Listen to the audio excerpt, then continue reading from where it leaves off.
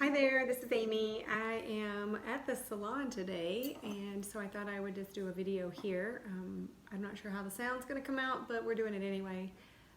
It's a little weirdly acoustically strange, but there's a lot of creativity and magic in this space because I do love what I do at work. So I kind of want to talk about friendships today. I have a daughter and I have two daughters actually, and I've seen them go through rocky times in friendships, and I've had my own experiences of rocky friendships.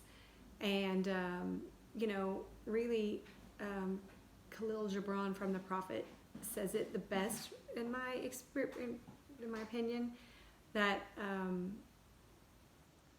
the I think it's like, let there be no purpose in friendship save the deepening of the spirit.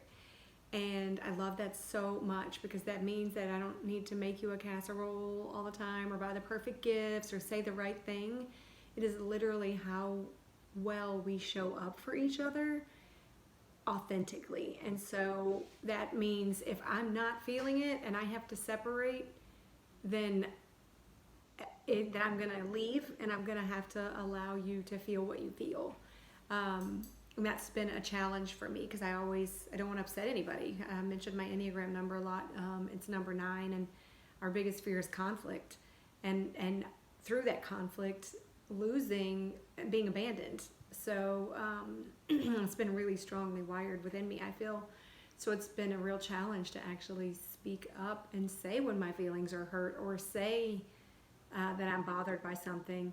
And a lot of times I'm not often met with, oh wow, I'm sorry to hear that. How can I help? Like, what's going on? It's been if I bring up my discomfort, then there's conflict and then people go away. So it kind of reaffirms that for me sometimes. But I also know that if we don't separate from some of our friendships, we would never move out of our towns. We would never move on with our lives. And it takes a little bit of friction. Sometimes things have to break in order to separate. And it's not always easy. I've recognized many times in my friendships where a karmic something became very present, something that wasn't there before, that is now all of a sudden unavoidable for me. And I blame that a little bit on my astrology because I do firmly believe in the structure of my astrological blueprint and all the things I'm meant to experience. So I have literally woken up one day and known that I would never see a specific friendship again, because it was just time. For them, they probably felt abandoned, but I have to recognize that my own struggles with abandonment, I have to find the harmony in the expression of abandonment. When you abandon somebody, it's not a bad thing. You're allowing them the experience of feeling abandoned.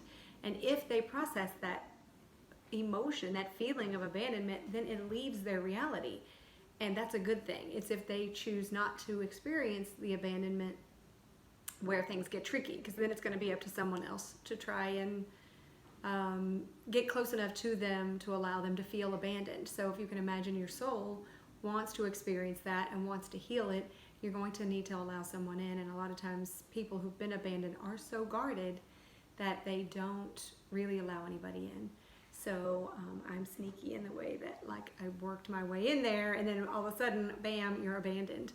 But I mean it with the most love possible, because it is a true gift to offer that. So I also have to look at the times I've been abandoned and somehow find harmony in that, because it's really just alignment. It's alignment with your emotional experience. It's alignment with possibly karmic experience. It's alignment with your future. If you were perhaps going to go to a college together with one of your friends, and that's not the college you were supposed to go to, and the breakup of your friendship really created that solid break enough for you to choose a different college, the one that you're meant to be at or they're meant to be at, then it's fantastic. But sometimes we don't know how to, get to that place without the breaks, the natural breaks. And I can say that with some of my friendships, we were walking together down a path, down, you can imagine going through a garden together or a forest or whatever, and you're walking, and then all of a sudden something calls me from the right and something calls you from the left. It doesn't make that first part of our experience together not great. It still counts, but it just means that our paths have diverged, and it is okay. And I can still wave at you from clear across the country and tell you I love you, even if you can't hear it or don't want to hear it, or if it's a physical distance or an emotional distance. It's still okay. There can still be love underneath that. It's just how much of the separation and the, anger or resentment do we really need to feel? I would say anything that you don't want to feel anymore, just process that if you can and let it out so that you can get back to that peaceful state. I know a lot of people talk about like being the sky, and I really like that analogy because you can be that beautiful blue sky and allow light clouds to move through, or a thunderstorm or a tornado, or several rainy days. It really is, that blue sky is still behind there. It's just we have to allow the time for that stuff to pass. And some of it we don't have control over how soon it passes, and some we can help shift a little easier with some energy tricks and such. But I know all of my friendships have been valuable, whether they were pleasant or not pleasant. And I don't know that all my friendships that I've had that they agree about that, but I do understand from a spiritual level that any interaction that we get that we can grow from is kind of greatness. It's soul rich greatness. It's alchemizing your pain and suffering into something beautiful, into something a little bit more loving.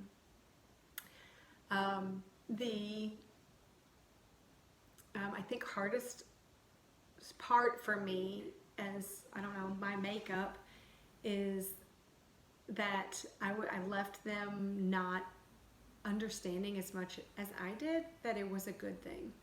And I have to be okay with that. I have to be okay with them experiencing it however they do. But learning to self-love, which has been probably my biggest lesson, has been it's okay to choose me. It's okay to choose what makes me happy and what I want my day to look like and who I want in my world. Any sense of obligation that you have is never going to work out great. I remember in one particular friendship, I thought, we were so close. I'm like, how do I get out of this? How do I really end this friendship in a way that will make sense to them? And, I thought, well, I could just say no every time they invite me to somewhere, and I could just stop reaching out.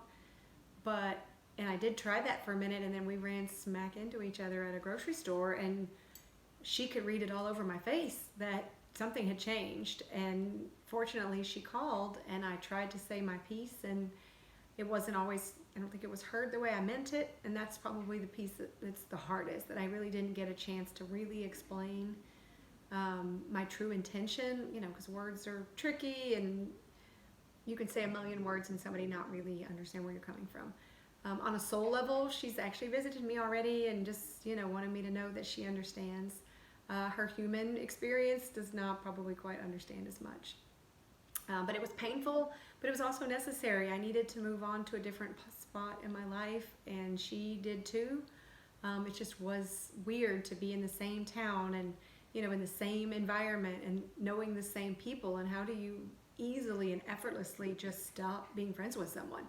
And it's not easy, but that's the human experience. It's kind of the richness of all these feelings, I think, that we even desire to experience when we choose to incarnate as a human. So anyway, if you're struggling with any friendships, if I were going to go back and tell my 25-year-old self something, it would be, one, it's okay to choose you. It's okay to choose your own happiness. It's okay to say no to even your closest of friends. It's okay to not understand it. It's okay to not be able to explain it. It's okay to just not even need a reason. So rest assured in your choices that when you do decide to break away from friendships, that whether they understand it or not, if it feels right to you, then it's right for you. So anyway, that's what I've got for today. And thanks for watching, and I'll catch you later. Bye.